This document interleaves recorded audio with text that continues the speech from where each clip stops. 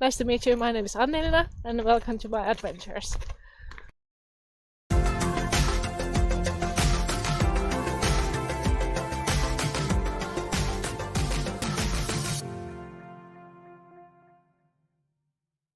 This video describes two planned tasks.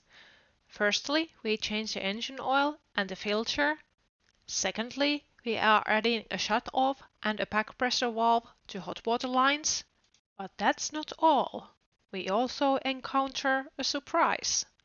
During my parking in Germany, some rodent had made a nest inside the engine. Alright, welcome to the workshop.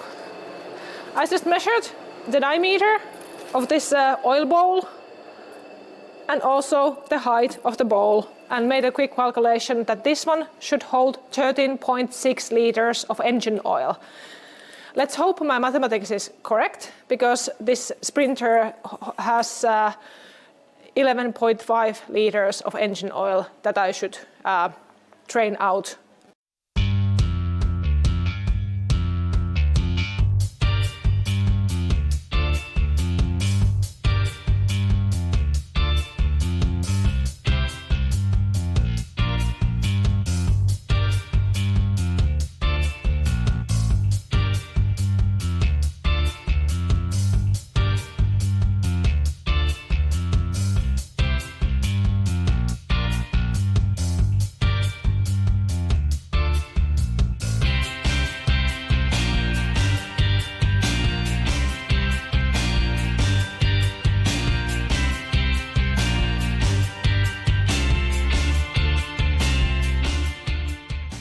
Okay, and we have changed the engine oils, and the important thing is to check, is there any glimmering or glitter, I would say, in the last drops of oil, engine oil, because if there is some metal pieces and chips, glitter, it looks like glimmering metal pieces, that would be very bad. But here we are not finding any pieces of metal or flakes. So I think this is really positive. Okay, time to fill up 11.5 liters of engine oil. We selected not the cheapest one or not the most expensive one, of good quality oil, and the oils cost 100 euros and the filter is around 30 euros, so 130 euros total. We have changed the engine oil and the engine oil filter. Good job. We found a surprise. We needed to take off the engine plastic cover, but underneath it there's a nest of leaves, of German autumn leaves. I need to clean that up.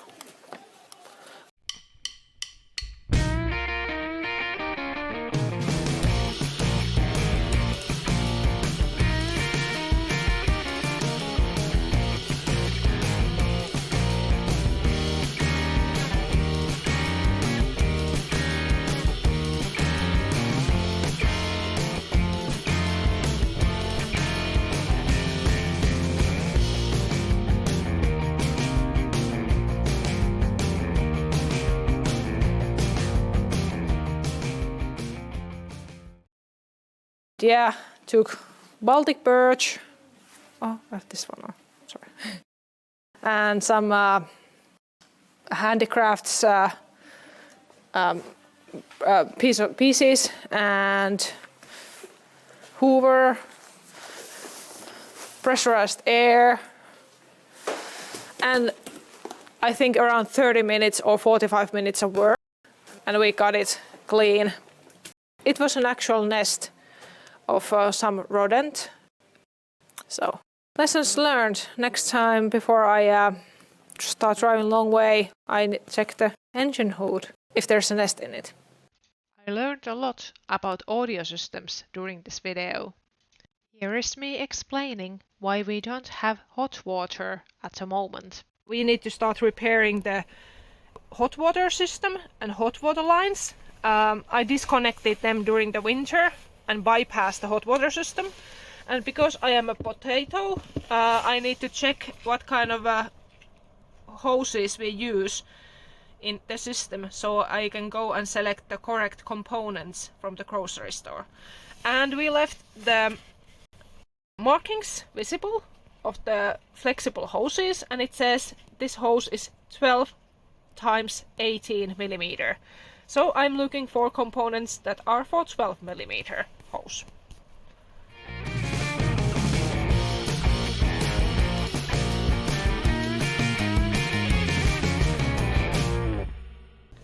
This piece of equipment will replace the back pressure valve.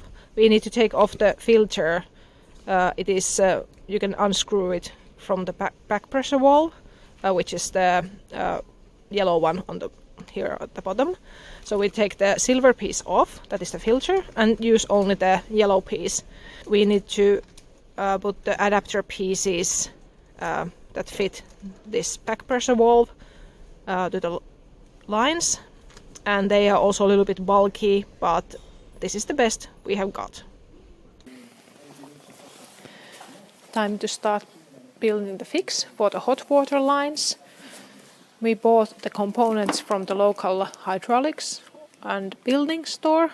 The back pressure valve and the shut-off valve are missing from the image because they are with my partner, but we are going to glue these components together as one big block, and we use for gluing some kind of a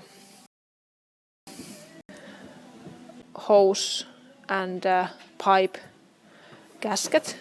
So we use it in the threads and seal it together as one big block before we install it in the camper van.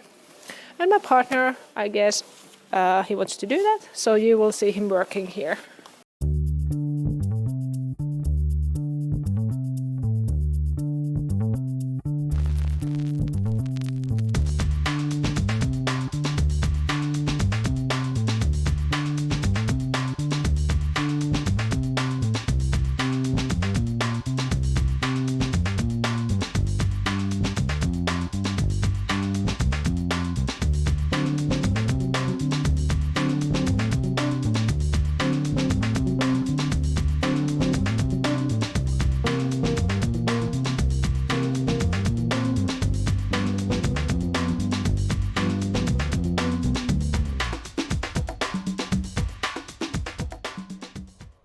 Now we have installed a shut-off valve and back pressure valve to the hot water lines.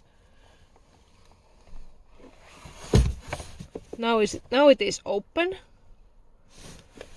and now it is closed.